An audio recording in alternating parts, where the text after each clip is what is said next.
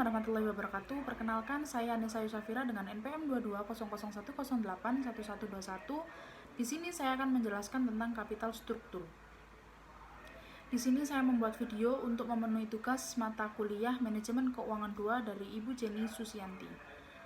Baiklah, yang selanjutnya, slide yang pertama yaitu ada pengertian kapital struktur, yaitu jumlah utang atau ekuitas yang digunakan oleh perusahaan untuk membiayai aktivitas operasional dan pembelian aset perusahaan. Slide yang selanjutnya ada keputusan struktur modal perusahaan, ada 4, yaitu 1.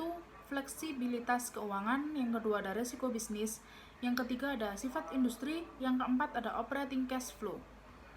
Slide selanjutnya yaitu tentang tugas dari Ibu Jenny Susianti. Ini akan saya jabarkan, yaitu rate of return on current asset 8% dikali 6 juta sama dengan 480.000. Rate of return on fixed asset 20% dikali 18 juta yang hasilnya adalah 3.600.000 ditambah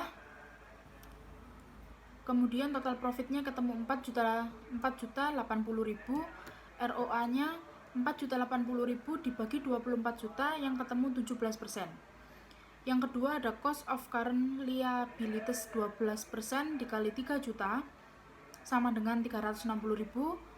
Cost of long term debit 16% dikali 21 juta sama dengan 3.360.000 ditambahkan yang ketemunya total cost financingnya 3.720.000 rupiah. Yang ketiga ada current ratio 6 juta dibagi 3 juta sama dengan 2 atau 200%. Yang slide selanjutnya ada menurunkan current asset. Yang pertama ada rate of return on current asset 8% dikali 5 juta sama dengan 400.000. Yang kedua ada rate of return on fixed asset 20% dikali 18 juta yang hasilnya adalah 3.600.000 ditambahkan yang ketemu total profitnya adalah 4 juta. ROA-nya 4 juta dibagi 23 juta yang ketemu 17%, 17,3,9%. Current rasionya 5 juta dibagi 3 juta yang ketemu 1,66 atau sama dengan 166%.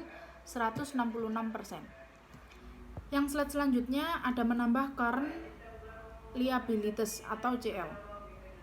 Yang pertama ada cost of current liabilities 12% dikali 4 juta ketemu 4 juta, ketemunya 480.000.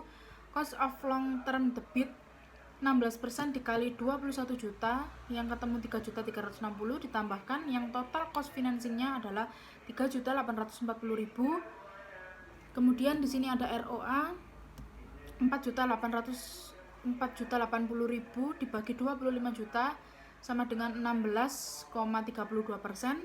Current rasionya 6 juta dibagi 4 juta yang ketemu 1,5 atau 150%.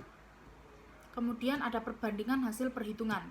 Item ROA semula 17%, penurunan CA 17,39%, penambahan CL 16,32%,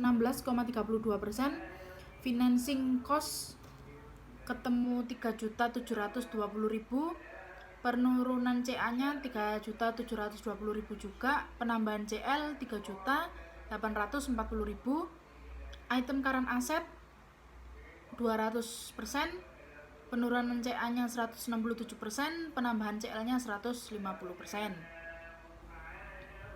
Kesimpulan dari penjelasan tugas yang pertama yaitu adalah, maka kesimpulan dari slide selanjutnya yaitu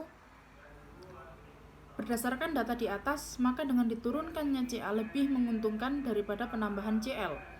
Sehingga dapat disimpulkan bahwa sumber dana yang diambil dari CA lebih layak atau feasible.